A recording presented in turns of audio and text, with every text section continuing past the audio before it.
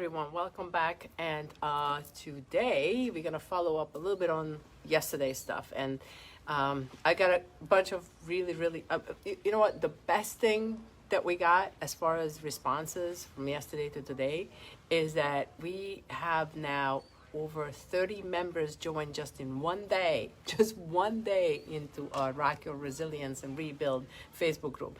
It is phenomenal. So it was like today, and the day is not over yet, you know what I'm saying? So we have over 30 members just joining. It's so much fun. But what we are trying to do today is I'm gonna, with my own layman, you know, I understand that there's just all these scientific terms and ways to describe anxiety and ways to describe a depression and all that stuff. I can only tell you what I experience every day, and I can only tell you what I have learned every day. And the last 10 years when I discovered that there are some stuff that's going on in my life that's creating a problem for me, that's all I can describe, okay? Yes, of course, I have done millions of studies and research and all this stuff to just really learn the brain and learn the mind and learn how we respond to situations and learn to help not just myself, but, hundreds and hundreds of students. And it's so funny that they are coming back to me now because so many of them are watching these lives. And I'm getting one response that I had on LinkedIn actually from one of my former students saying that, thanks to these videos, she was able to actually land a job that she's been wanting to land for years and years, and she's just never had really the ability, the confidence, whatever it was, to land that job and to go for it. Or somebody else who has, lost her job and she has this anxiety about the future and all this stuff. So this is what I am getting my stuff from. I'm getting it from real life. I'm not one of those theoreticians that are, living in the theoretical world. I see a problem. I try to find the best way to solve the problem. First to myself, most of the time, but it's just for myself. But now, lately, the last, I would say 6, 7, 8 years now, mostly also for my students and for my clients and people out there, okay? So today what we're gonna do is we are going to talk a little bit about part 2. And part 2 of Unraveling Anxiety is, and if you remember, those of you who were not here yesterday, you should have been here, but hopefully you watched the first one. It's about the story that we tell ourselves. So that first problem that we have that creates our anxiety is not that some kind of life event happens, but what kind of story we create about ourselves, about the situation, about what it's meaning, what's the meaning of this particular life event is going to be in our future. So instead of just looking factually at something, we make a kind of like a big story, or not even, it doesn't even have to be a big story, but a story around it. But part 2 really is what I so kaboom experienced today. And that is that control, that need to control the situation. And if we feel that we don't have control over the situation, that's when we get into that anxious state. That's when we have this sense of, upset, of sadness, of so forth. So for example, I am finally, if all goes well, cross as many fingers and feet and whatever we can, I'm finally going to be able to get away a little bit for the weekend to see my sisters, right? And they are on the West Coast, I'm on the East Coast, they're on the West Coast together. And I just can't wait to get away to see them, right? But in order for me to do that, I have to set up, all kinds of things here at home, and everything has to be perfectly done to make sure that I can have that sense of getaway. But here's the deal. That requires a certain level of responsibility, a certain level of organization, a certain level of control. But here's the deal. There are certain things that I cannot control. So I cannot control if, for example, like tonight, we were coming home and Ronnie wanted to have ice cream, okay? And he loves ice cream, so do I. But I have a certain control about it because I know that during menopause, I can't drink and eat and whatever, everything that we want, because it just piles up. But secondly, it's milk in a particular format, and it could have a bad effect on your body if you are allergic to it. So long story short, I have the mental capacity fully to understand that it's not great for me. But when you are in a situation where you want to make sure that everybody has everything that they want, at the same time you need to control the intake of what they have, it is so difficult to achieve that fine balance of controlling what you quote unquote allow for a situation to happen, and at the same time allowing for things to have life that it's worth living, that is a quality life. So think about this. I'm making choices. Like, I'm controlling what I eat and what I drink, but I am eating and I'm drinking. So what I have is, instead of having 4 beers, I have 1 or 2 beers, right? So I'm making conscious choices.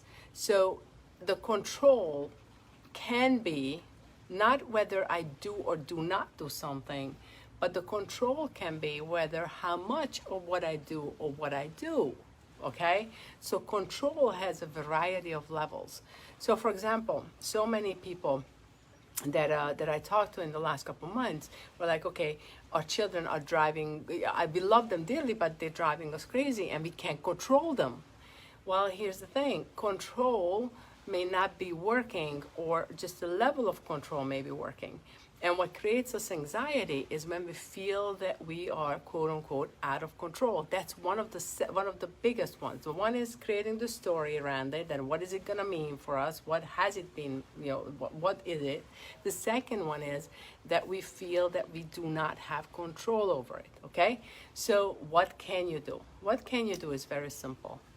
There is literally one of the things that we do in our membership that I will be talking about as we're getting closer. But one of the things we talk about in the courses is that the ability to figure out, literally like a Venn diagram. So just imagine that there's a Venn diagram with like 3 circles. There are certain things that you can control. There's certain things that are controlled by your environment. And unless you leave that environment, i.e., unless you give up being a mother or a father or whatever, which you're not going to, I hope, you're not going to be able to leave that environment. So let's say you have the work environment, you have the family environment, you have your own needs and desires. So you have these diagrams, and in there in the center, there's maybe like 1/10 of everything that you can quote unquote control.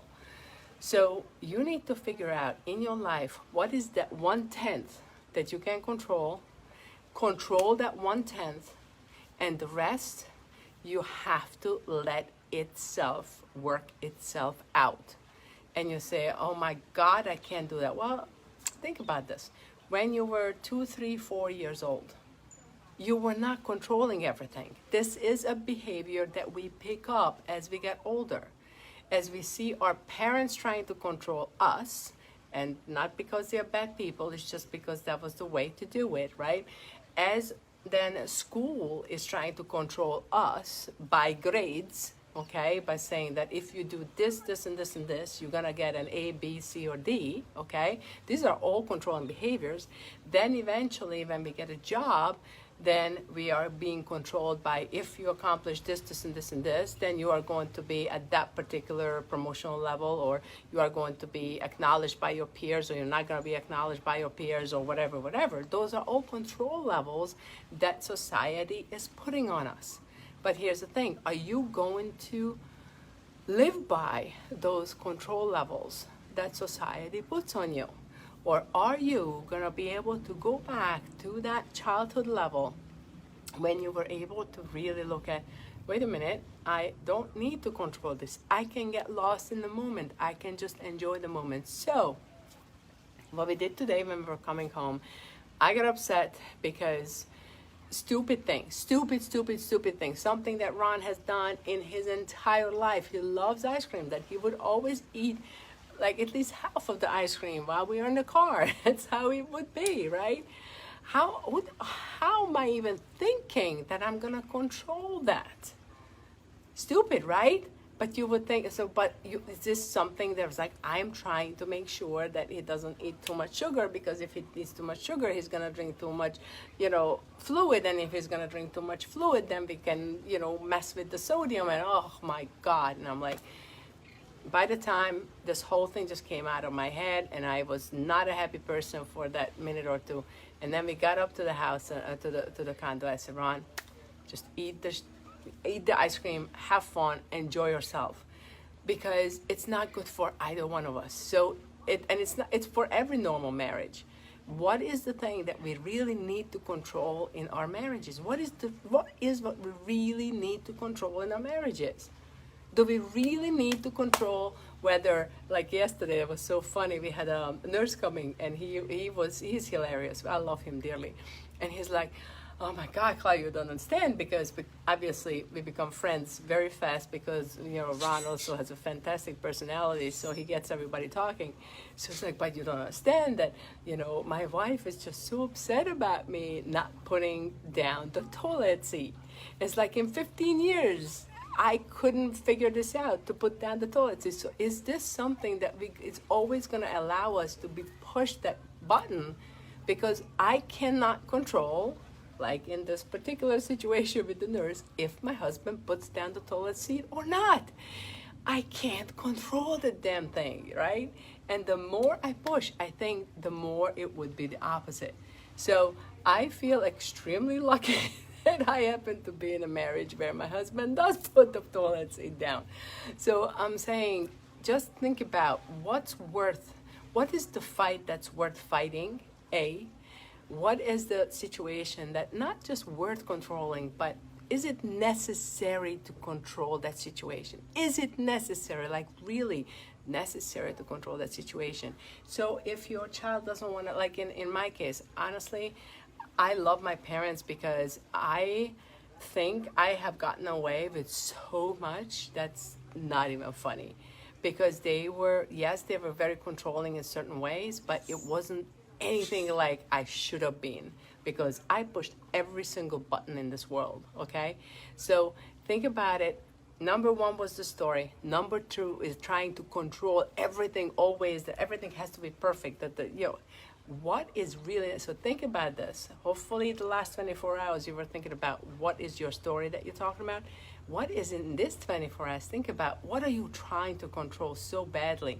And is it really necessary? Like create like a priority list, okay? This is the top 5 things that I must control. And there's the rest doesn't have to be. Or this is the top 1 thing that I must control. Because seriously, I think what you must control, it's probably not more than 1 thing. Okay? So let's do that. I think I gave you enough homework for the weekend. I may or may not come live this weekend. I cannot promise. Usually I promise that I'm coming next day. Hi, Miret. How you doing? Let me know if I can be of help.